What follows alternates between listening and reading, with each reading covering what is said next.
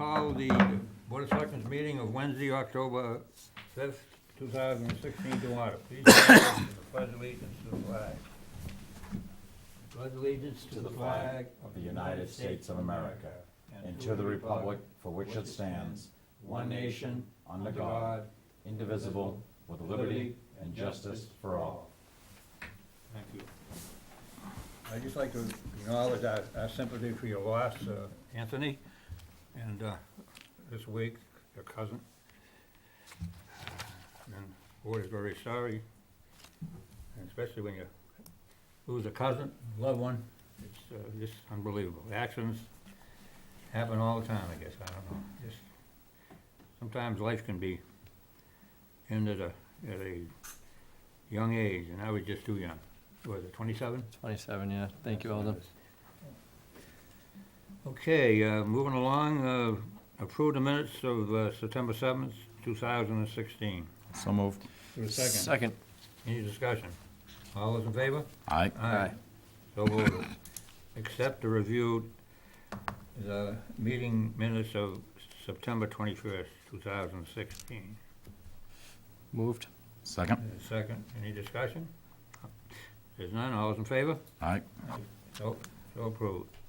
Approve the Berwick Boys Foundation one-day entertainment license, Sunday entertainment license, and transit vendors license. Okay. This is like an annual thing that they ask for us up there, Jerry? I think this is their first time doing it. I think this is, First time doing this, they used to do the haunted house for years. Unfortunately, due to from some building and fire restraints, they weren't able to do that. So this is probably what they've come up with to replace it. Okay. The Berwick Boys provide a great service, and they've been a respectable organization in town for many, many, many years. As long as the police chief, fire chief don't have any problem with it, I'd make a motion that we approve and waive any applicable fees. Yeah, and all I would ask the board is to make it subject to permits from the Board of Health. They'll be selling food, and they will be before the Board of Health in the morning seeking their applicable permits. Motion as amended by, well, as proposed. Okay. Do we have a Second. on that? Any discussion? Just also, David, in the letter of acceptance, if we could make sure any signage is removed within 48 hours. We used to have some problems with Christmas trees and haunted house signs standing around for weeks and weeks after, so that'd be great. Sure. All those in favor? Aye. Aye. So voted. Okay, South Shore Rail Station. At the meeting of the Old Colony Planning Council, when the state were present there, I brought up the possibility of a railroad station on 106 in the vicinity of Johnny Macaroni's and East Bridgewater.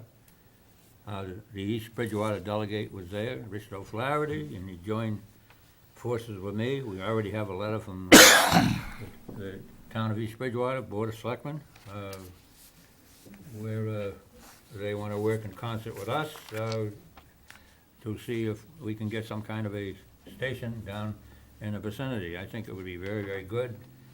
And I was reading the Wareham paper, and here's a project that was quoted as saying it's $3 billion. And of course, now they were going on the Stoughton run over there, but now this is the other option. They can probably save $1 million by going this way, and it's certainly a unique situation. There's a spur track already down to the warehouse down there. It was used when Shaw's warehouse down there. It would be very accessible to people who have to use the facility, the hospitals, and in Boston, and the parking is horrendous. I think this would enhance the both towns for the economic development, and it's certainly a step in the right direction. We got the notice there at the meeting Wednesday, and David and I sat down, and they already wanted a letter by Friday, so Dave, I want to thank you, emailed the letter and got it out, so we're on the docket there, at least to be considered, and maybe in the future that we will schedule some kind of meeting with East Bridgewater and and see if we can push it along and work with the Old Colony Planning Council with Pat and try to move this thing along. But to clarify, that was a letter from the town administrator, not from the board. No, from the town administrator, yeah. And, do you have any questions or any, Well, David addressed my only concern. I don't want to endorse and support something that doesn't really directly benefit the town of West Bridgewater, especially when it's another town. So David did ease my worries about that by confirming with East Bridgewater that they are in full support of it by the Board of Selectmen and the administrator over there. So I have no issue with giving a little bit of support to surrounding community for something that can ultimately be good for both towns. Again, I just didn't want to send off a letter of endorsement without knowing how East Bridgewater felt. We don't need to create bad blood for something that really isn't going to, in my opinion, make that big of an impact. My only worry is if our town and every other town on the South Shore says they also want a station, how efficient is the train going to become when it's stopping at every town? Eventually, you're not going to get to work on time, and people will stop taking the train because it makes too many stops. But I know for a good number of years, dating back to Matt Albanese, the board had voted, maybe not unanimously, but had voted to try to extend the service to this area. okay? Yeah, I think it could provide a convenience to our residents, although from the T's perspective, I don't see how it's the best investment, but for our residents, it could be good. Well, I think it'll certainly enhance the economic development of the whole area there. I mean, you know, that's, I know East Bridgewater is spending a lot of money down there with Eastern States now and the brownfields and cleaning up that whole area down there, and it's certainly gonna bring jobs and jobs for the both communities. And I see up in Brockton, they just don't seem to wanna leave their cars there for some reason or other, I mean, you know? And we're access to Halifax, and coming up through that corridor there, and it's on a busy corridor where, as far as being used, I think it'll be used, and it'll be used a lot. Yeah. Well, we'll see how it goes. David, anything else? I do not. Would you like a motion for the board to officially endorse it, Eldon, or you pleased with the letter? I would make a motion to the board endorse it, and to at least move forward with it. I'll make a You know, motion in a particulars cooperative in. effort with the town of East Bridgewater that the board officially endorse the extension of the rail with a station in East Bridgewater. Oh, the station doesn't, we didn't say it's gonna be in East Bridgewater. It probably will be in West Bridgewater, we don't know. You know? We don't know, it's gonna be on the line there. You know, there's land there that it was looked in before, that was in West Bridgewater too, you know what I mean? Okay. So, Yeah, I'll second. okay, so what is the motion? Motions to endorse the expansion. Expansion, okay. Do we have a second? Second. Any other discussion? All those in favor? Aye. Aye, so voted. Thank you. Communication reports from boards, commissions, and town officials. Planning board notice of public hearing regarding Spring Commons. David, you were gonna find out what that was all about? Yep, so this is basically a traditional site plan review for a traditional subdivision. It is going to be permitted through the planning board off of Spring Street, right before you turn right onto Harvestwood coming from the schools. There is 6 units being proposed to go in there. It would create a new cul-de-sac, and the plan is before you. Okay, So if I'm leaving Spring Street School yeah. and I'm heading towards Brockton, I can't really tell on the map they provided. It's gonna be on my left? It'll be on your right. So it'll be right before you get to Harvestwood. Oh, the guy that's been digging around in his yard forever, that refused to tell anyone until now what his intentions were. Yes. And was gonna be 2 units there, or 6. 6 units? Okay. Hope he doesn't put the same siding on him he does the other two. My inappropriate comment.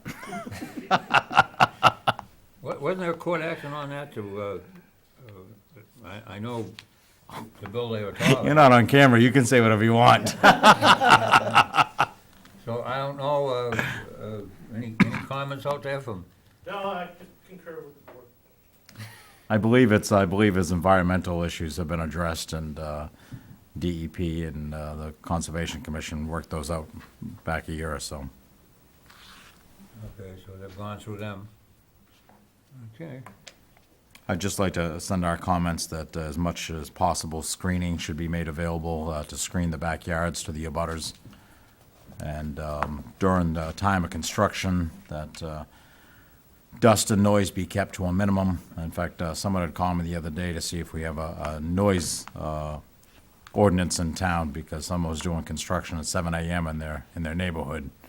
I don't believe we actually do, but as a good neighbor, you don't start construction that time on a Saturday or Sunday morning, but Yeah, no, you're absolutely right, although I will tell you that everybody is always entitled to call the police department, because if it is a public nuisance, they are able to go out and they would be able to take some action at that point.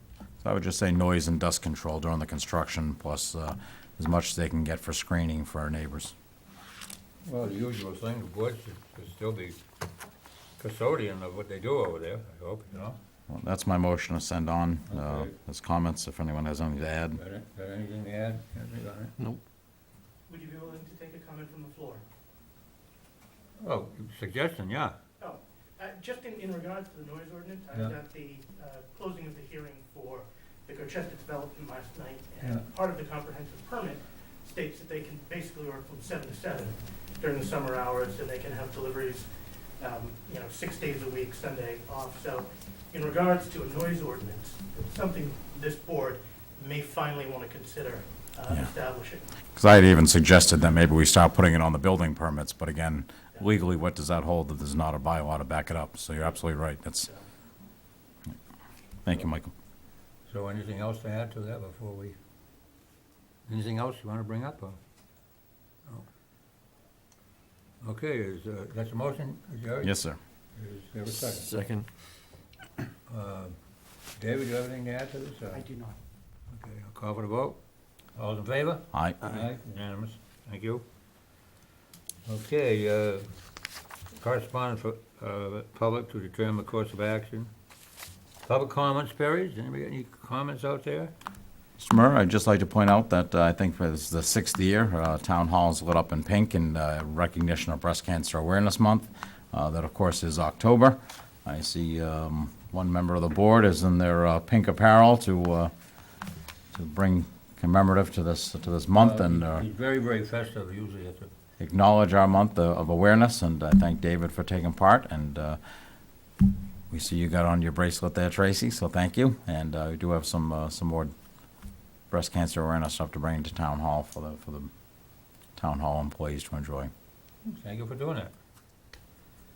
Okay, certainly a good cause. Okay, anything else in the public comments? Anything else from the board? Oh, I have a few things there. I think the gas company there, they're around to our roads, but it looks like before they, did a great job in the roads, but a lot of bumps around there now. They're doing a lot of construction there, and they're not leaving the roads entirely the way they should be.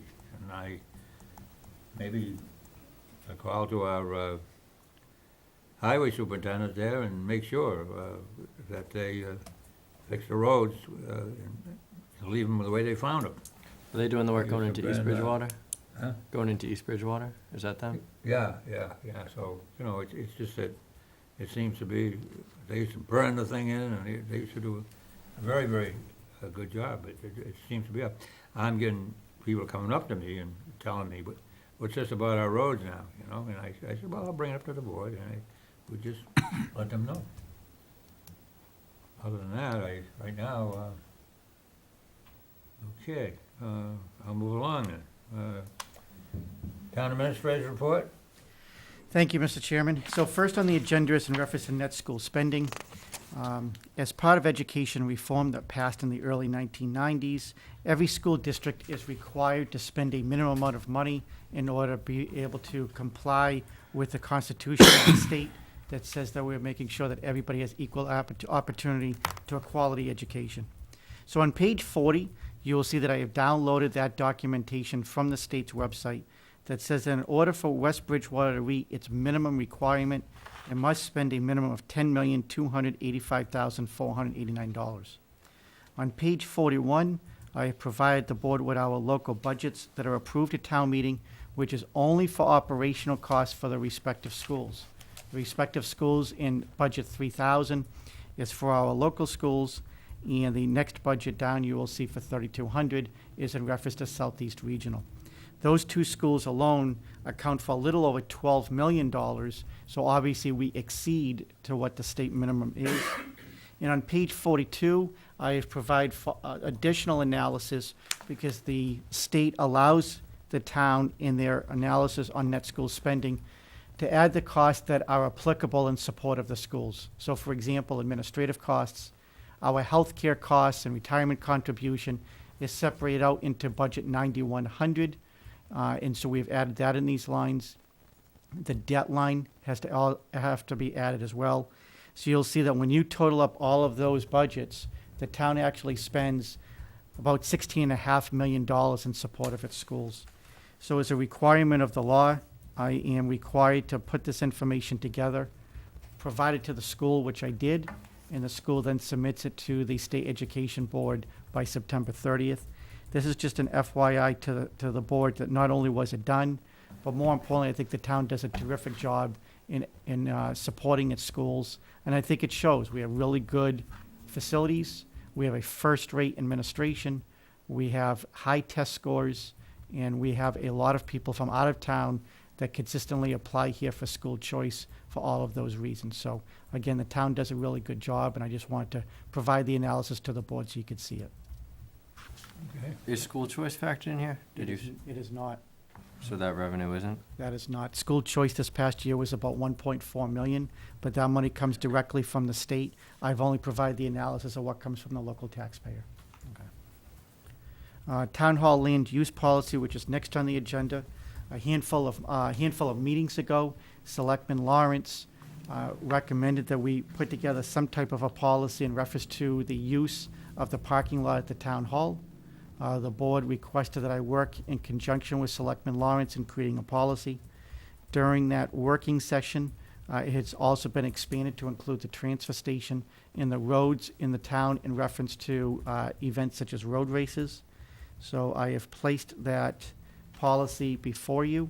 In reference to the transfer station, I've had a conversation with Superintendent Graff. It is consistent with his local policies as well, but it is before you tonight to either amend or vote or provide some direction to me. Just to, if I could, just to clarify, and the reason this came up is we did have a unwritten policy. They had to come ask the board for permission to use the grounds. Quite often, the Boy Scouts, Girl Scouts, were primarily the ones that come to use the parking lot. There was a long waiting period, and quite often the chairman was approving because there was no meeting scheduled. So I simply thought it should go to the town administrator, again, who's here on a day-to-day basis, and it could help fast-track the procedure rather than tying people up and making them wonder if they're going to get approved in 2 weeks. Now the town administrator can have that jurisdiction to approve. The only thing I can say, this parking lot is getting busier and busier and busier.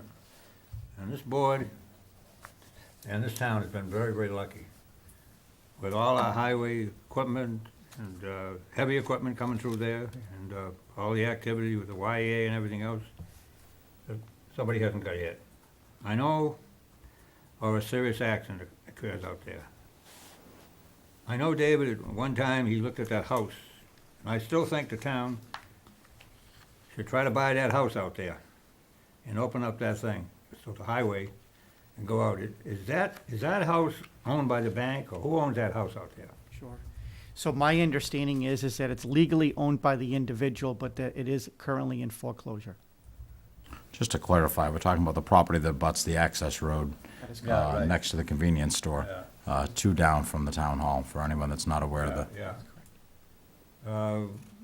I don't know, but that whole thing, it wouldn't completely square. There's still another house there, but eventually, it's certainly, then the highway can go out that way. It wouldn't be going through all of the activity out here, and this parking lot is very, very busy. And I think, I know we're talking about buying different things and all that, but I think we should focus on that, And who knows, did you ask the person, he might give it, there's tax, incentives on these things, you know? But I think we ought to make some kind of an effort to at least, you know, try to see what we can do with that. Is there a price on it, David, or?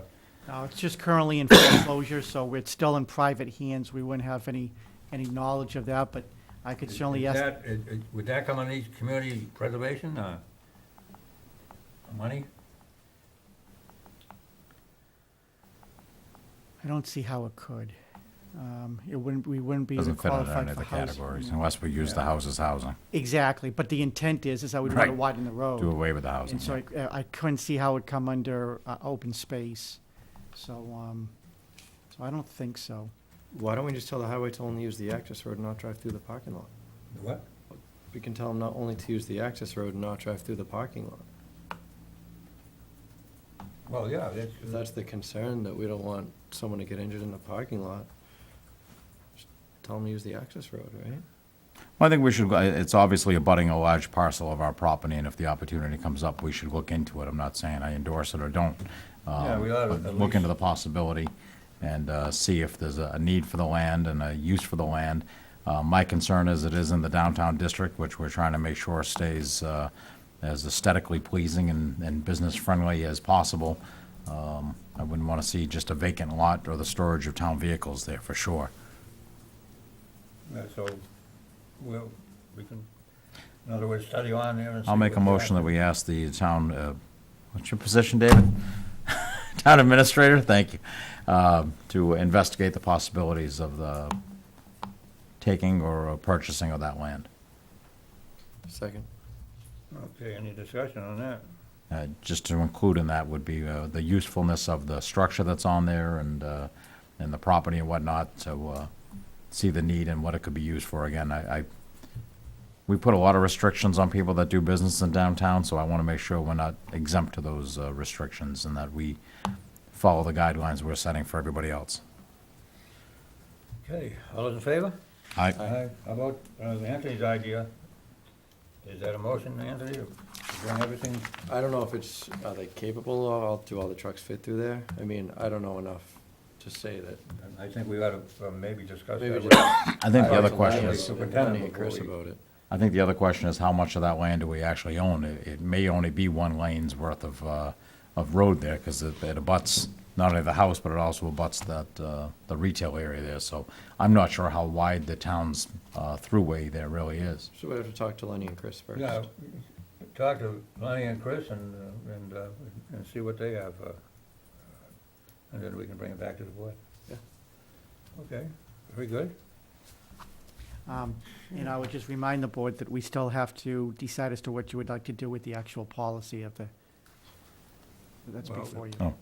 I'll make a motion that we approve the town hall and property use regulation as proposed by the administrator. Second. Second, any discussion? I do, again, I think a lot of times town hall parking lots used for some great things, Girl Scout cookies, car washes and all that, David, so if you can put that, if someone does use it for something that's gonna be a fundraiser, just notify us publicly in a meeting, not asking our permission, I think we're giving you that jurisdiction, but just as an FYI, so people know what's going on in the area, I will. if there's a meeting before it. Yep, I will. Okay, nothing else, all those in favor? Aye. So voted. Thank you. So next on the agenda is that, as you're all aware, is that our current police lieutenant position is vacant. And that is due to the fact that the lieutenant has been promoted to police chief.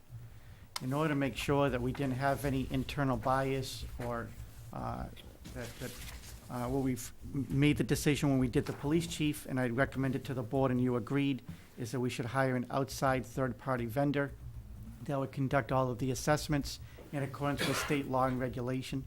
I have received back from HRD, which is Human Resources Division for Civil Service. That delegation agreement is in your folder to be signed. But we have received from the state an approved vendor list. The police chief and I went out to bid. We got 3 different quotes. The lowest bid is the one that I'm going to reward. the contract to, which is actually only $100 more than what it was for the police chief examination, which actually is pretty good because the police chief examination had 4 candidates, and we anticipate there will be 5 candidates for this one. So this is just an FYI to the board to let you know that we are progressing. And the process will be that over the next handful of months, the assessment center will conduct its assessments. They will be written, and they will also be in class. They will be scored and ranked, provided to civil service. Civil service will review for compliance. If there is an issue from any of the candidates, they will have an appeal process directly to civil service. Assuming that civil service signs off on the scores and ranks, and there is no appeal, then the top 3 will be provided back to this board. You will then have an opportunity to interview those 3 and make the appointment at your leisure. Okay, all right with that? Yes, sir. All right? Sounds good. Anything? Yeah, sounds good. Okay, so we're on the move with that. Yep. Next item is in reference to an electronic billboard that is just south of Route 106 on the southbound side heading towards the city of Taunton. They were permanent as an electronic board a handful of weeks ago, approximately a month now. They removed the electronic board, and that's all you see now up there is plywood. I've been in constant contact with the vendor. I have told them that they are not in compliance. I have also sought legal counsel on the matter. Currently, it is abandoned, and it is a non-conforming use. I have placed the permit in front of you so you can see that it is specifically only an electronic board. It cannot be a static board, which is what they were actually thinking about changing it to in the meantime. They're outside trying to solicit additional vendors because they're saying that they're not receiving enough ad dollars to justify the expense. The long and the short of it is that as frustrated as I am, and I'm sure the board is that it's an eyesore at this point, is that the state law is pretty clear on this, is that it has to be abandoned for 2 years before we can actually force them to do something. So I'm just asking for support from the board, that we would send them a letter informing them they are non-compliant, that their 2 years begins to toll not from when the letter was sent, but from when they became non-compliant, which is about a month ago, and that we expect that they become compliant as quickly as possible. After the 2 years, we'll have additional recourse. David, this billboard, You want a motion to that effect? Please. Is there a motion to that effect? I'll make a motion, but I do have some questions. Oh, go ahead. This is the billboard south of 106. That is correct. And they had filed a petition to move it closer to the, closer to Route 24. That is correct. And what was the reason for denying the proposal to move it closer to 24? I believe the board endorsed it, or, The applicant actually withdrew it at one time. However, in the meantime, there is a second billboard on Maple Street that has been approved to move it closer, which will be consistent to what the original request from this billboard company. So I suspect that this billboard company that's currently non-compliant will probably refile with the Zoning Board of Appeals, which is the permitting board of jurisdiction. And I would assume that because they have to remain consistent, is that they would approve it at that point. so the one that hasn't been constructed yet, they approved it. Yes, Then the company wanted to move closer, so they approved the moving. that is correct. Okay, so this one was already denied prior. It was never denied. Okay, so they withdrew their application. withdrew the Because it wasn't application. looking good, probably. Perhaps. I wasn't at the hearing, but I know there were some neighbors not happy with it. That is correct. Okay. They can't be fined if you're not complying. Well, after 2 years, we have recourse. Just nothing until 2 years. And I think we want to work well with these companies, and, you know, I think I endorse that being moved closer to the road. I don't think it would affect the neighbors like they thought it would. It wasn't that big of a move, and it was still 8 lanes of highway and some green space between the houses and the thing, but by all means, you know, we didn't want billboards at all. And we said okay to electronic billboards because they're more appealing, and they're going against what they promised us, so I'll make a motion if we haven't already to endorse the letter. In Selectman Lawrence, I will let you know that on the billboard that has been approved to be moved closer, one of the caveats is that the board must be closed, it must be shut off at night. I believe it's at 11 o'clock at night. And it cannot be returned back on, excuse me, until it's either 5 or 6 a.m. I haven't seen the decision. I'm going by what I'm verbally told. But I think that that's a nice balance that they're attempting to strike to assist the business owner, but then also to make sure that the lights aren't shining across the street to affect those would-be residents. Right. Absolutely. So that's a motion, Jerry? Yes, sir. Is there a second? Second. Anthony, you got any comments? I do not. Yeah, call for the vote. All those in favor? Aye. So voted. And the last item on the agenda is in reference to an open meeting law complaint that was filed by a local resident in the summer of 2015. The complaint alleged that the board had violated the open meeting law, and the board felt, as I did strenuously, that the board had not violated it and that there was no intent to violate it. It went to the Attorney General's office. The Attorney General's office at that time found that the board had violated it, and so the board then made a decision to appeal the decision. We have now received the decision back from Superior Court. That decision is inside your packet. I was in the courtroom when we argued the case. As what we unfortunately did expect is that a lot of times courts at that level will defer to the higher agency. That was not a surprise. We do feel that the case that they cite, which is the Wayland case, that if you refer to that, which is actually the only case that we could find that actually discusses this issue, was not actually the primary issue at hand. It was discussed as a tangent, and therefore we think that the court at that time didn't have sufficient evidence to be able to weigh in specifically on exception 1 versus exception 2. So with that said, I am notifying the board that we have received the decision and that you are going to go into executive session so you can discuss what your strategy is going forward. You do have options. You will have the advice of town council at that point as to what options you would like to discuss. But in the end, you will have to review your legal strategy going forward as to what it is that you would like to do. If you have any questions about the case per se, I'm more than happy to answer them at this point. David, could you briefly go over it? I think you told me a couple weeks ago what the complaint was, but I don't remember. Sure. So the complaint is that you have the ability under exception 2, under the open meeting law, to go into executive session to conduct contract negotiations with non-union personnel and also collective bargaining, but that wasn't the subject of this issue. You met with your respective department heads over a period of about 5 months, and you conducted contract negotiations. It has been contended that you should have conducted performance evaluations in open session prior to that, and or you cannot discuss professional competency as a matter of contract negotiations. Our feeling is that that's not what exception 2 says.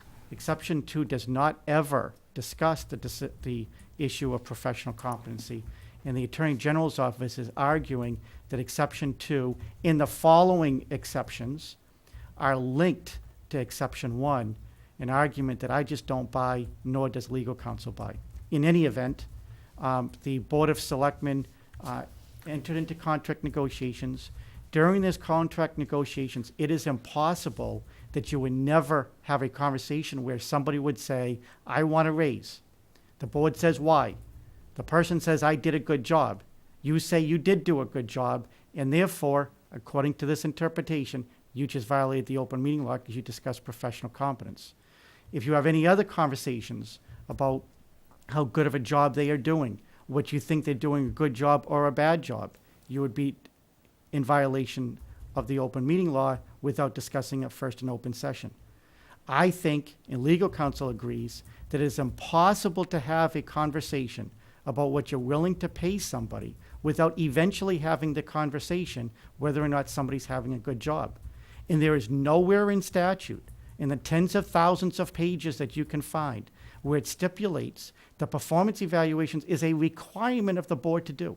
You cannot find that. So what we do think is that the Attorney General is making law as opposed to interpreting law by requiring you to do performance evaluations. And they have interpreted that if you do performance evaluations or discussions of competency in reference to contract negotiations, it must be done in open session first. And we just think that that's an error of law. So that is exactly what was the case. That's what the case is on. Interestingly, specifically to that point, it has never been challenged. The Wayland case was about a school superintendent with different violations, and it was tangentially referred to, but it was not specifically on this point. And that is the case that the Attorney General's office is referring to. So with that said, we feel that it is as legal counsel will advise you, is that if you choose to appeal, that on merit, he believes that you are a very strong case. Thank you. Okay, any questions? No, I did have a discussion briefly that, this is also an issue that the MMA should be taken up and the Selectmen Association should be taken up, but someone's going to lead the battle. Anything else? Question from the floor. Do you have a process to conduct performance evaluations of your department heads? We do now, a different, yeah. All right, so if you use that in open session prior, and then go into contract negotiations, there's no longer a problem. Two different issues. The issue, what they have decided to do is that they've decided to pass along the evaluations on to me. I am now doing evaluations of all the department heads, obviously not subject to an open and public meeting. And then they've also, now we go into strategy session for contract negotiations. They inform me as to what they're willing to pay, and then I negotiate with the person on an individual basis. So they're actually, at this point, based on this decision and based on the complaint that was originally filed, that's the policy that they've now implemented. Right, so the issue no longer exists. It doesn't exist as long as we follow it. I would argue that that's less transparent. As a resident, I would rather have executive session minutes to refer to at a later date. But regardless of that, at a future date, the board may want to handle it differently. And sooner or later, a department head may be unhappy with the negotiations that they conduct with me and would want to be able to then appeal that directly to the board. And the only way they would be able to do it then is to then do an open session competency discussion and then go into executive session and have that conversation. Which I do not see a problem with. Everyone's due their opinion. No, absolutely, which Yeah. is why I filed the open meeting complaint, got the AG's decision. How much in legal fees have been spent so far? I meant to total it before I got here, but somewhere probably around $6,000. And to do an appeal, how much? We are being advised that it would probably be about another $5,000 to $6,000. To address an issue that you've already resolved, technically. That's what the board will discuss. No, quite all right, I'm just adding my 2 cents worth. Yep. Well, thank you for your opinion. Okay, anything else? I have nothing else. Anything else? Nice early night. Yep. Yeah, thank you for another night, and I will go in executive session. I have a motion, October 5th, 2016. I would entertain a motion to enter an executive session, not to return to open session, to conduct a strategy session, reference to litigation in the town's appeal of the Attorney General's decision pertaining to a June 17, 2015 open meeting law violation, specifically West Bridgewater versus Attorney General Division of Open Government. Since as a chair, I believe that having the discussion in open session would have a detrimental effect on the litigation position of the town. I ask for a roll call vote. Lawrence, yes? Kinahan, yes? Yes, we are now in executive session. Thank you, good night.